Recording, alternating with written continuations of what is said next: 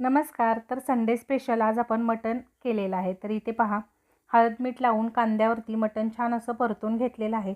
याचं पाणी आटल्यानंतर यामध्ये आपण 2 ते 2.5 लिटर गरम केलेलं पाणी घालून घ्यायचं आहे. या पाण्यामध्येच हे मटण आपल्याला छान असं शिजवून घ्यायचं आहे. मटण शिजेपर्यंत इकडे आपण हा मसालाही तयार करून घेतलेला आहे. खाण्यासाठी कांदा, काकडी आणि लिंबूही चिरून ठेवलेला आहे.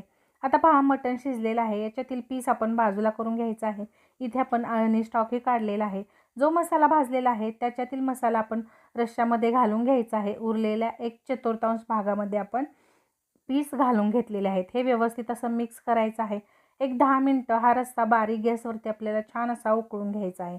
तर इथे आपलं सुक्कं मटण तयार झालेलं आहे. आपण छान अशी ज्वारीची भाकरी करून घेणार आहोत. तर इथे आपण ही भाकरीही करून घेतलेली आहे. असा आपला आजचा रविवारचा मटण भाकरीचा मेनू तयार झालेला आहे.